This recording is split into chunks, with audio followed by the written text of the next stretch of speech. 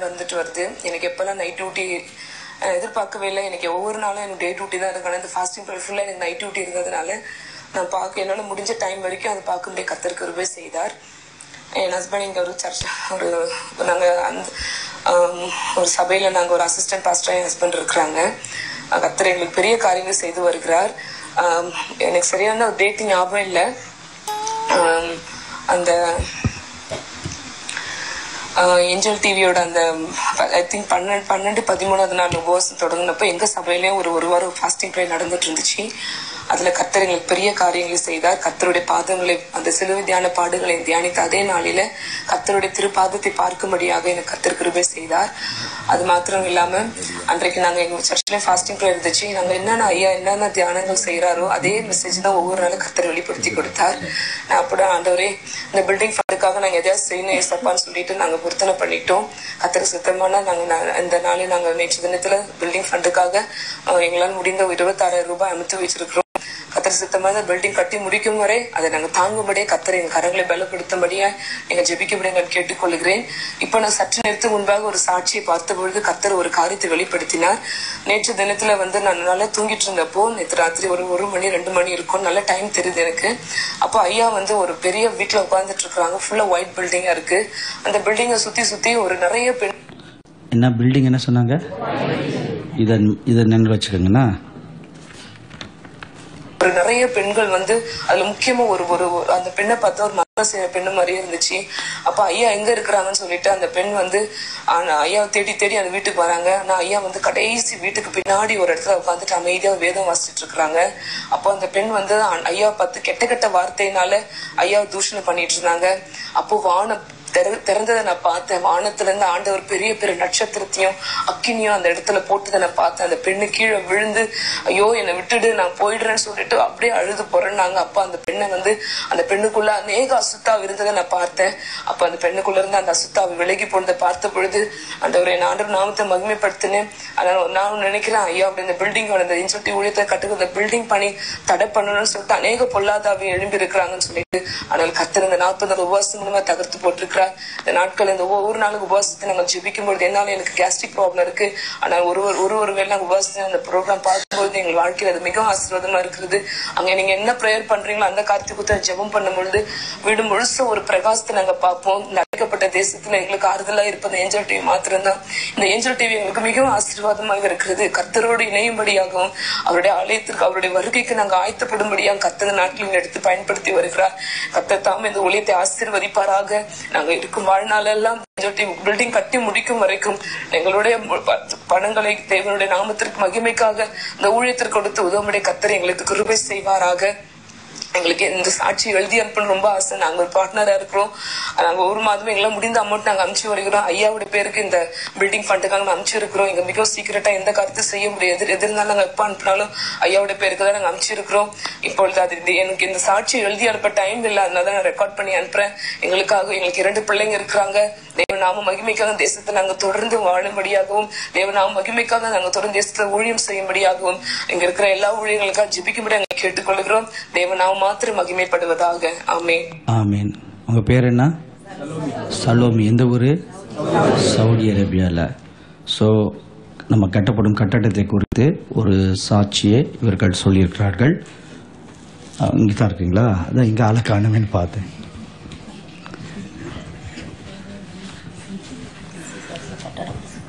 Okay சொல்லுங்க. என்னது?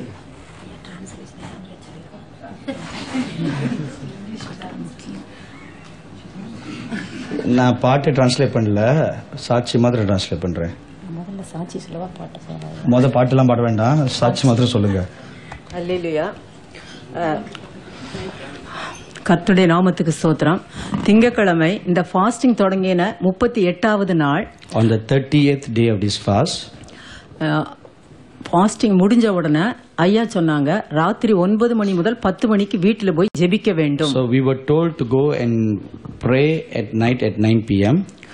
நான் என்ன பண்ணேன், எப்பவுமே என் ஜெப அறைக்குள்ள ஆத்தும மணவாளன் மட்டும்தான் நானும். Every day. சரீர மணவாளனை அடுத்த ரூமுக்கு அனுப்பிட்டேன்.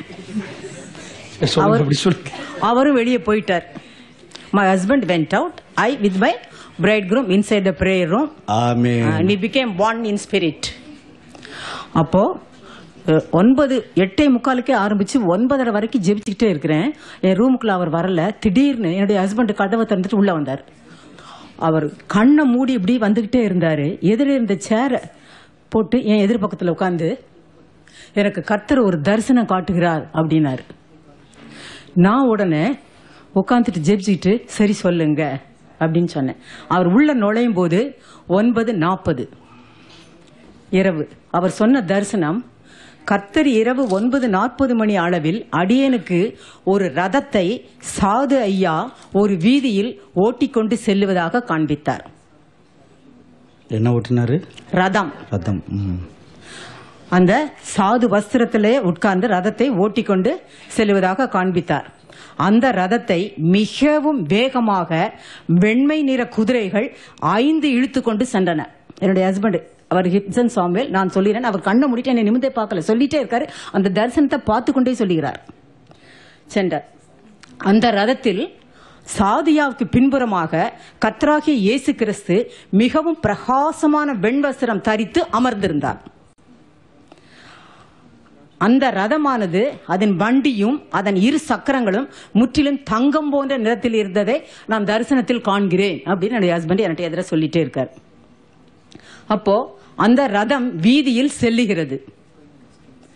அந்த வீதியில் ஏராளம் ஜனங்கள்.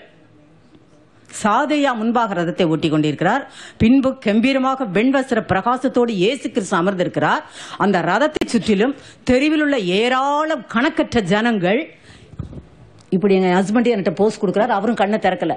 இந்த நிலைமையில நான் தரிசனத்துல பார்க்கிறேன், கர்த்தரே தேவன், கர்த்தரே தேவன் என்று ரதத்தில் உள்ள இயேசு கிறிஸ்துவை பணிந்து கொண்டார்கள் தரிசனத்துல. இந்த தரிசனத்தின் தேரோட்டியாகிய சாது ஐயாவின் பங்கு என்னவென்றால், ஜனங்களை ஏஞ்சல் டிவி ஊழியம் மூலமாக தேவனுடைய ராஜ்யத்தின் புத்திரராகும்படி ஆயத்தம் பண்ணுகிறார் மகளே அப்படின்னு என்னுடைய ஹஸ்பண்ட் சொல்றார். அடுத்து, சர்வ வல்லமையுள்ள தேவனாகிய கர்த்தருக்கு கீழான சாது ஐயாவின் தேரோட்டியான ஊழிய பணி மூலம் அவர் கர்த்தரிடம் பேசி புதிய கட்டடத்திற்காகவும் மேலும் ஏஞ்சல் டிவி ஊழியம் பற்றியும் கலந்து உரையாடல் டிஸ்கஷன் செய்து முடிவு எடுக்கிறார் என்பது கர்த்தர் எனக்கு காண்பிக்கிற அந்த தரிசனத்தின் மூலமாக உறுதியாகிறது அப்படின்னு என் ஹஸ்பண்ட் சொல்லி முடிச்சார். அப்புறம் நேற்று மறுபடியும் ஐயா சொன்னாங்க, நீங்க இதே ஜெபாவியோட வீட்டுக்குள்ள போங்க அப்படின்னு. நான் மறுபடியும் என்னுடைய ஹஸ்பண்டை வெளியே அனுப்பிட்டு நான் உள்ள போய் அந்நிய பாஷையில், ஆவியானவர் அந்நிய பாஷையில தான் பாட்டே தருவார். ரொம்ப நேரம் பாடிட்டே இருக்கிறேன். பாடிட்டே இருக்கும்போது திடீர்னு அவர் ரூம்குள்ள உள்ள வந்தார். My husband mister Gibson Samuel. அது அவர் எழுதியிருக்கார் நேம். அப்போ அவர் மகளே, நேத்து காண்பித்த தரிசனத்தை உங்களை பார்த்து மகளே சொன்னாரு. சரீர மனவாளியே, நான் ஆவிக்குரிய மனவாளனோட இருக்கும்போது டக்குன்னு உள்ள வந்துடுறார்.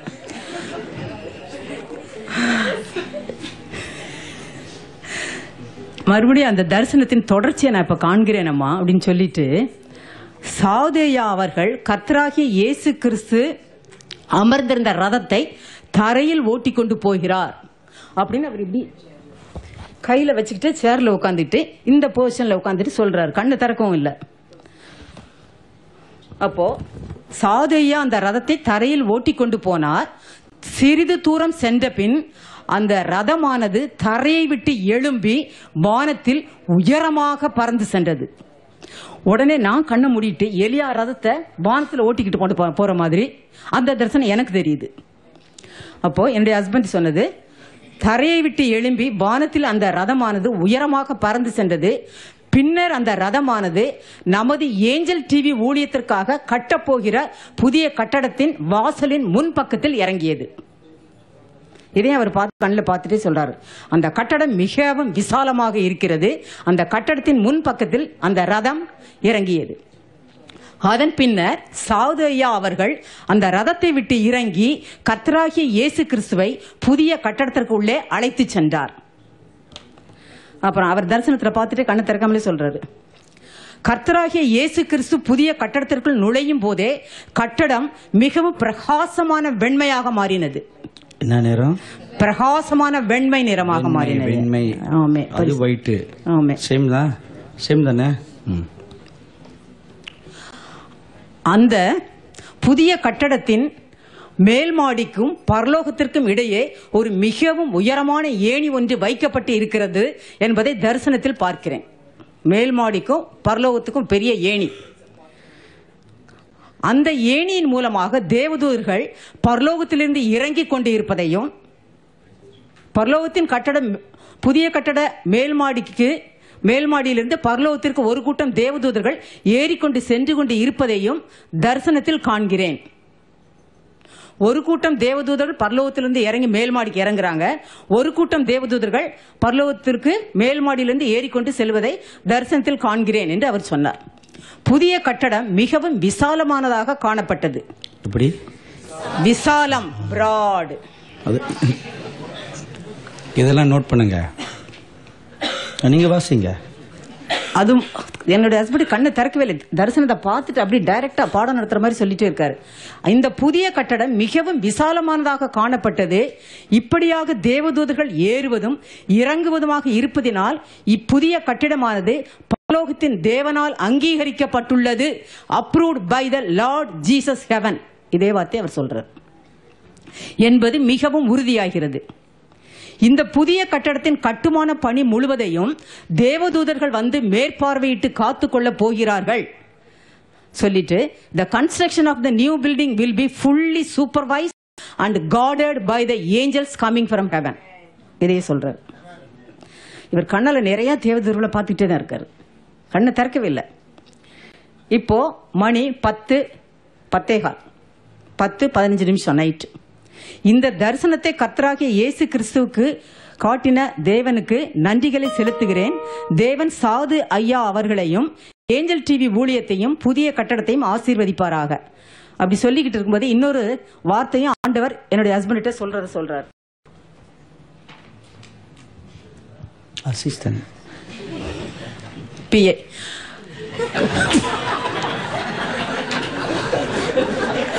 இப்ப இரவு நேற்று 39வது நாளுமா அப்படின்னு என்னோட மணி 10:30 அவருக்கு தலைக்கு மேல வால் கிளாக் நைட்டு. கர்த்தர் எனக்கு கடுத்த வெளிப்பாடு என்னவென்றால், இந்த 40 நாள் உபவாச ஜெபமானது தேவனால் அங்கீகரிக்கப்பட்டிருக்கிறது அப்படின்னு அவர் வாயில சொல்றார். சாது ஐயா அவர்கள் இதனை மாம்சீக சிந்தனையின்படி செய்யவில்லை. ஆண்டவர் அறிவித்ததினால் 40 நாள் உபவாச ஜெபத்தை ஒழுங்குபடுத்தினார். முதல் நாள் தொடங்கி கடைசி 40வது நாள் மட்டும் ஆண்டவரும் பரலோகமும் மிகவும் சந்தோஷப்பட்டிருக்கிறார்கள். நேத்தே சொல்றாரு. அப்போ ஐயா அவர்கள் துதி ஆராதனை நடத்தும் போதும் செய்தி கொடுத்து கொண்டிருக்கும் போதும் இயேசு கிறிஸ்து அவர்கள் அருகில் நின்று கொண்டிருப்பதையும் காண்கிறேன். என்னுடைய ஹஸ்பண்ட் சொல்றாரு. தேவதூதர்கள் ஆங்காங்கே நின்று கொண்டு இருப்பதையும் காண்கிறேன். ஆண்டவர் சொல்றாராம், 100 கோடி ரூபாய் எனக்கு ஒரு பொருட்டல்ல, வெள்ளியும் பொன்னும் என்னுடையது மகனே.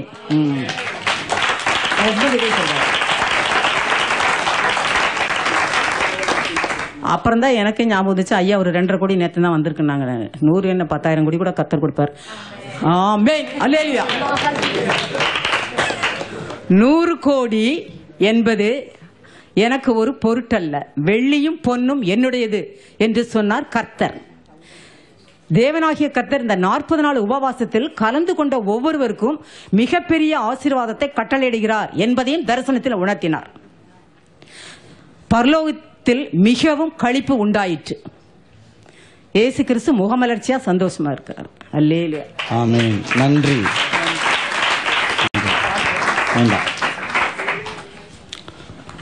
அது கொடுங்க எனக்கு.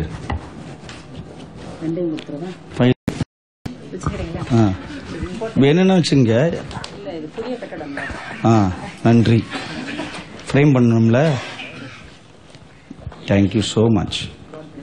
நன்றி. So I would like to sincerely thank all the saints of God who have been so kind and loving to donate towards this building project even without seeing anything. எதையுமே பார்க்காவிட்டாலும் கூட கட்டட நிதிக்காக உதாரத்துவமாய் கொடுத்த பரிசுத்தவான்கள் அனைவருக்கும் மிகவும் நன்றி சொல்ல விரும்புகிறேன். Especially from last December on Christmas Day when we took up an offering for this.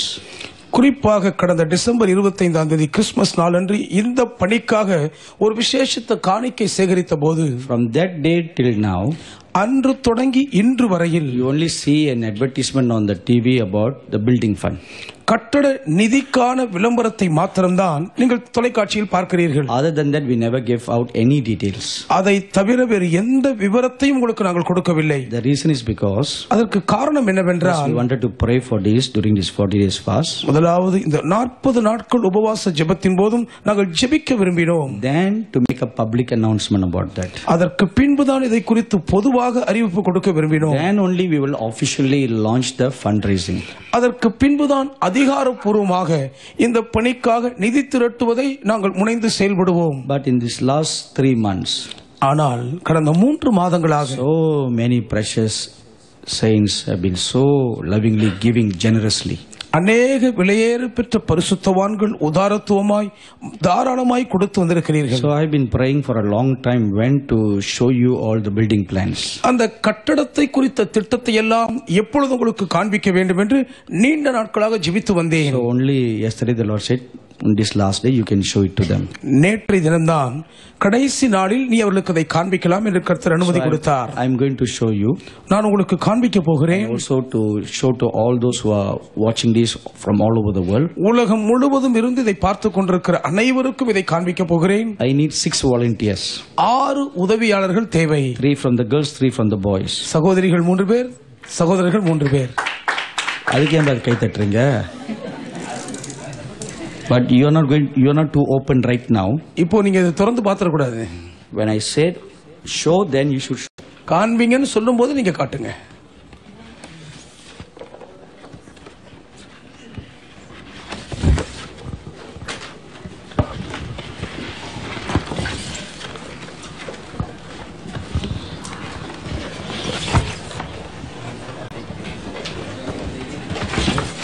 Camera பண்ணிட்டு இருந்தேன்.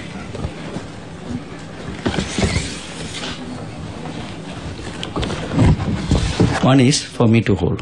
ஒன்று நான் பிடித்துக் கொள்வதற்காக வைத்திருக்கிறேன். So this is the building design that God showed me. தேவன் எனக்கு காண்பித்த கட்டடத்தினுடைய வடிவமைப்பு இதுதான். So Rajesh, when I'm showing this picture, you play from the production, the pictures that I gave you. Rajesh, இதை காண்பிக்கும் பொழுது உங்களுக்கு கொடுத்த படத்தை நீங்கள் காண்பியுங்கள். So our dear daughter Preeti has so wonderfully caught the vision and designed it. அன்பு மகள் பிரீத்தி அவர்கள் அற்புதமாய் இந்த தரிசனத்தை கிடைக்க பெற்று அதை வடிவமைத்திருக்கிறார்கள். Everybody ready? எல்லாரும் ஆயத்தமா இருக்கீங்களா? In the name of Jesus. இயேசுவின் நாமத்திலே.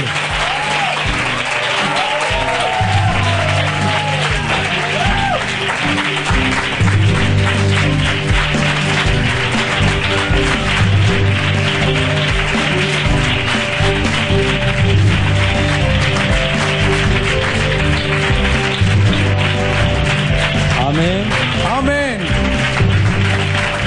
What color is the building? கட்டடம் எந்த நிறத்தில் இருக்கு? White. வெண்மை நிறம். வெண்மை and விசாலமா இருக்குதா? விசாலமா இருக்கு. So this is the plan of God. இதுவே தேவனுடைய திட்டமாகும். So this is just the outer design of the building. கட்டடத்தினுடைய புறத்தோற்ற ஒரு வடிவமைப்பு தான் இது. And you see all the pictures, you will see one aspect of it from different corners and angles. கட்டடத்தினுடைய ஒவ்வொரு அம்சத்தையும் பல கோணங்களிலே பல வடிவங்களை நீங்கள் பார்க்கிறீர்கள். Who has the night view? The one Jeremiah is holding is a night view. Jeremiah வைத்திருப்பதால் அது இரவு நேர தோற்றம். So that's how the building will look at night. இரவுல பார்த்தா அந்த கட்டடம் இப்படிதான் இருக்கும்.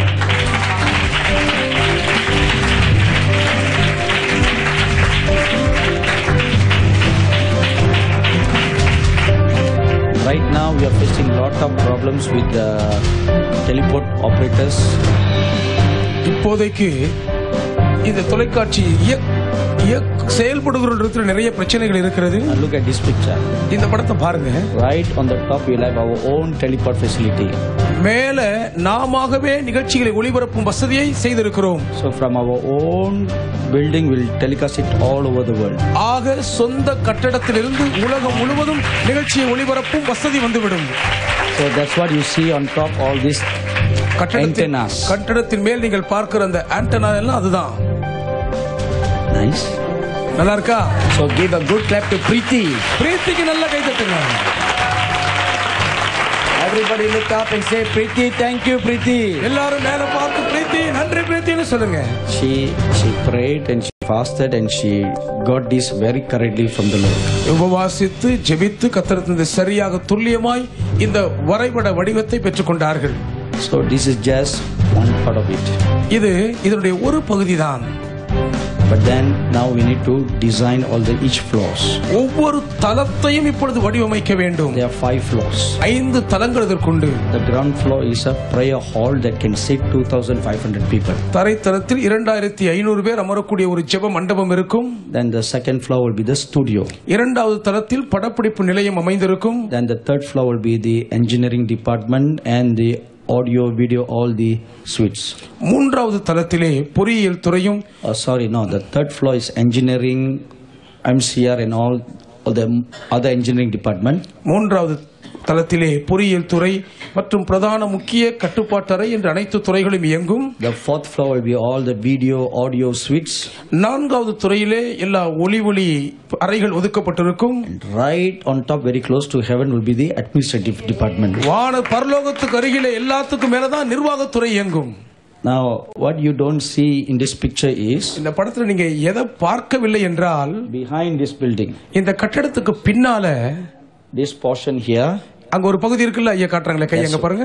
That's where there will be the canteen. அங்கேதான் உணவகம் இருக்கும். The canteen, health center, supermarket கிடையாது. உணவகம், சுகாதார நிலையம். This is not a business center. இது வணிக வளாகம் அல்ல. And some guest rooms for visiting pastors. நம்மை சந்திக்க வருகிற போதலுக்கு சில விருந்தினர் அறைகள் ஒதுக்கப்பட்டிருக்கும். And also some like a hostel for all those who are working late at night. இரவு தாமதித்து பிந்தி வேலை செய்வதற்காக ஒரு விடுதி வசதியும் இருக்கும். So you don't have to stay in your friend's house. ஆகவே நீங்க நண்பர் வீட்டில் தங்க வேண்டிய நிர்பந்தம் ஏற்படாது. You will have a palace to stay. தங்க அரண்மனையே உங்களுக்காக காத்திருக்கும். Amen. Amen. So let's give a good clap offering to the living God. ஜீவனுள்ள தேவனுக்கு நன்றாய் கரம் தட்டி மகிமை செலுத்துவோம்.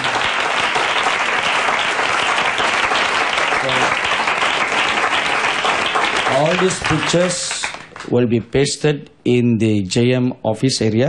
இந்த கட்டட வரைபடங்கள் அனைத்தும் JM அலுவலக அறையிலே ஒட்டப்பட்டிருக்கும். Rajesh, keep on showing those pictures.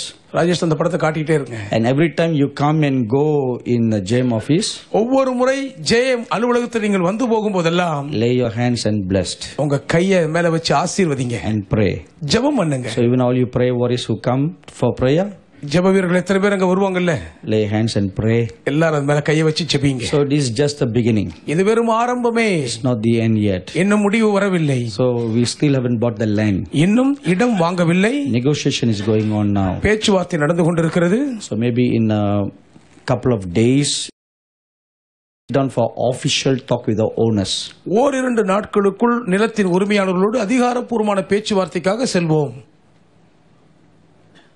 If God willing, we will start the construction in this year. கர்த்தருக்கு சித்தமானால் இந்த ஆண்டே கட்டும்படி ஆரம்பித்து விடுவோம்.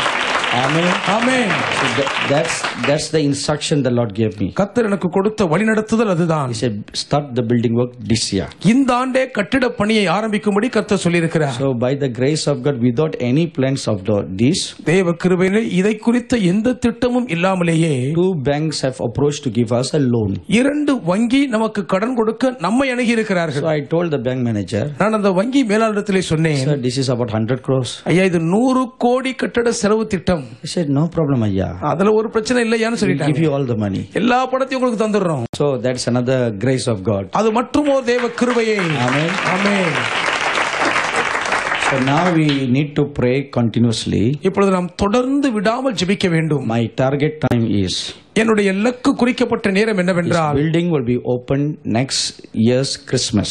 அடுத்த ஆண்டு கிறிஸ்துமஸ் நாளன்று இந்த கட்டடம் திறக்கப்படும். ஆமென். So that is my target. அதுதான் நான் இலக்காக குறித்திருக்கிறேன். I told the engineers, பொறியியலாளர்களை சொல்லி இருக்கிறேன். but they said it is impossible. அதெல்லாம் முடியாதுன்னு அவங்க சொல்லியிருக்காங்க. I told Preeti, நான் பிரீத்தியிடம் சொல்லிவிட்டேன், humanly it is not possible, மனுஷீகமாக இது முடியாதுதான், but we have an army of angels who will come. ஆனால் உதவிக்கு ஒரு தேவசேன படையே வருமே. They will work together with all your engineers and all your workers. உங்கள் பொறியாளர்கள் பணியாளர்கள் அனைவரோடும் சேர்ந்து தேவதூதர்கள் வேலை செய்வார்கள். So that work will be speeded up. ஆகவே வேலை விரைவாய் செயல்படுத்தப்படும். Amen. Amen. So there are already so many other skillful people in the engineering field who had sent their resumes. தங்களுடைய விவரங்களை ஏற்கனவே திறமையுள்ள நிபுணர்கள் பொறியாளர்கள் அனுப்பி இருக்கிறார்கள். See, we need two kinds of people. இரண்டு விதமான மக்கள் நமக்கு தேவை. One, people to give. ஒன்று கொடுக்கக்கூடிய மக்கள். Another group of people who can come and work. அடுத்ததாக வந்து உழைத்து வேலை செய்யக்கூடிய நிபுணர்கள். So there are so many Christians who are like masons and construction workers. கட்டட கட்டுமான பணி மேஸ்திரிகள் கொத்தனார் போன்ற பல கிறிஸ்தவர்கள் இருக்கிறார்கள். You can come and give your talents for God. உங்களுடைய நிபுணத்தன்மையின் தாளந்தை தேவனுக்காக தாராளமாய் வந்து கொடுக்கலாமே. That is your offering. அது உங்கள் பங்கின் காணிக்கையா இருக்கும். Your labor is your offering. உங்கள் உழைப்பு உங்கள் உதாரத்துவ காணிக்கையின் பங்களிப்பாய் இருக்கும். Amen. Amen. So now that you have seen all these pictures, இந்த படத்தை எல்லாம் இப்ப நீங்க பார்த்துட்டீங்க. take a picture with your eyes in your heart. உங்கள் கண்களினால் படம் பிடித்து இதயத்தில் பதித்துக் கொள்ளுங்கள். And every day you must pray for them. ஒவ்வொரு நாளும் அதற்காக நீங்கள் ஜெபிக்க வேண்டும். Amen. Amen. So now everybody let's kneel down. இப்பொழுது எல்லாரும் முழங்கால் படியிடுவோம். Stretch your hands towards these pictures. இந்த கட்டட வரை படத்துக்கு நேராய் கரத்தை நீட்டுங்கள். All you boys face the boys. சகோதரர்கள் அந்த பக்கம் போய் நின்று சகோதரர்கள் கண்டு அப்படி போங்க. So the girls face the girls. Rajesh, keep on playing those pictures. Why are you always searching, turning it off? எல்லாரும் அந்த two picture மட்டும் போடு. Picture போடு.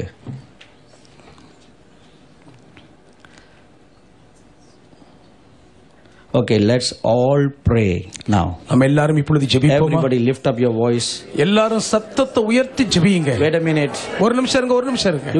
You can do like how the boys are doing, no? சகோதரர்கள் செய்யற மாதிரி நீங்களும் சகோதரர்கள் செய்யற மாதிரி They செய்யுங்க. are coming and laying their hands on the pictures. வந்து பாருங்க படத்து So மேல I need one more volunteer. Hold this. இன்னும் ஒரு உதவியாளர் பிடிச்சிடுங்க. Okay, go and stand among them. நீங்க உள்ள போயிருங்க. அங்க போயிருங்க. செரவியா தள்ளி வாங்க. Okay, everybody lift up your voice and pray. எல்லாரும் சத்தமா குரல் எழுத்தி ஜெபிங்க. Jesus.